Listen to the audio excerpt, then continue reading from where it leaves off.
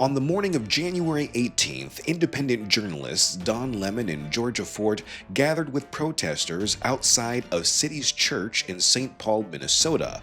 Organizers had announced that they were going to interrupt the day's services as part of an anti-ICE protest. The church was targeted by protest organizers because apparently the pastor also is the head of a local ICE field office. In the lead up to and during the actual demonstration, the pair did what journalists do. They started interviewing people, the protesters, the pastor, and the parishioners.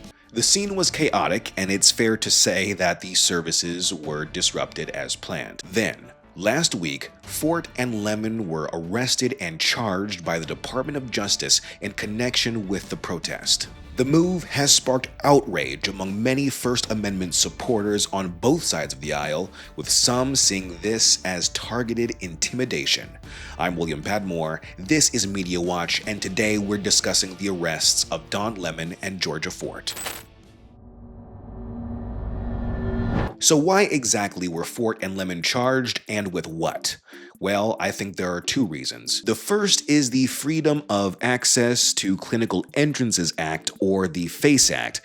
While the law does apply to places of worship, it was originally designed to prevent physical obstruction, intimidation, and violence, particularly in the context of abortion clinics. The second charge relies on a federal civil rights conspiracy statute that makes it a crime to conspire to injure, threaten, or intimidate someone in the free exercise of constitutional rights, in this case, the right to religion. This law was originally enacted during the Reconstruction era to combat the Ku Klux Klan. Through their reporting, the Department of Justice is arguing that Fort and Lemon engaged in acts of intimidation, threats, oppression, and physical obstruction. Just a fun side note, part of the government's argument here is that Lemon oppressed and intimidated the pastor of the church while peppering him with questions.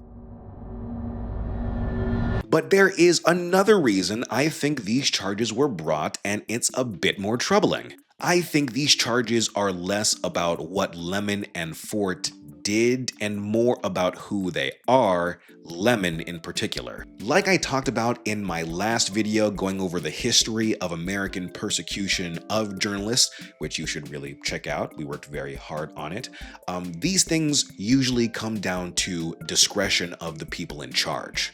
And this administration has shown open hostility toward a certain kind of press coverage. As for evidence, this is more about targeting journalists. Consider how these charges were brought in the first place. I believe this administration views Lemon in particular as kind of a symbol of the woke resistance era of cable politics that sort of took its pride bashing on Trump after his first win in 2016. In other words, everything that Lemon represented when he was an anchor on CNN is the perfect foil for the MAGA movement. Also keep in mind, this is a media-obsessed administration. They knew arresting Lemon would cause big, splashy headlines. They also knew it would rattle the media institutions that they openly disdain. If you still don't think these are targeted charges, consider how they were brought in the first place. When prosecutors initially sought a judge's approval for these charges, they were turned down. When they appealed that decision, a second judge also turned down the DOJ, claiming they didn't have enough evidence that the reporters did anything wrong. Only after those setbacks did the Department of Justice finally secure indictments through a grand jury. And if you still doubt whether this was targeted, ask yourself this honestly.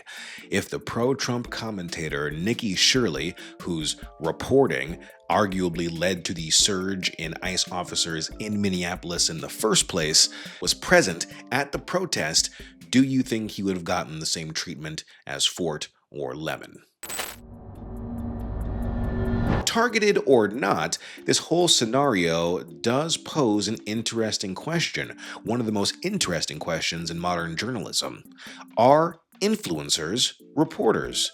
Do they count as journalists? We all know freedom of the press is one of the Constitution's most well-regarded amendment, but nowhere is it actually defined what a journalist or reporter is. Now, before the internet, reporters were largely identified by who they worked for and their proximity to a means of production. After all, not everybody can afford a TV studio or a radio station or a printing press. But now, everyone carries the means of production in their pocket, their cell phone. So when do you actually become a journalist? Do you have to be getting paid? Is it the moment you press the record button on your phone? I look forward to all of these questions and more being raised and hashed out in court. So, where do we go from here? Well, American history suggests efforts to criminalize journalism rarely succeed in the long run. From the Alien and Sedition Acts to the Pentagon Papers, these types of persecutions usually lead to a pretty strong backlash and even stronger protections. Again, go see that last video. I think this case will be no different, and for their part, both Fort and Lemon have said they intend to fight the charges. Whatever happens next, the United States versus Don Lemon and Georgia Fort is shaping up to be a defining case in the modern media landscape. What are your thoughts on the charges against Fort and Lemon? Do you think that they should be protected under the First Amendment for what they did, or does the DOJ have a point? Let me know in the comments below, and please remember to like, subscribe, and share this video if you like talking about journalism just as much as I do. I'm William Padmore. This is Media Watch. See you on the next one.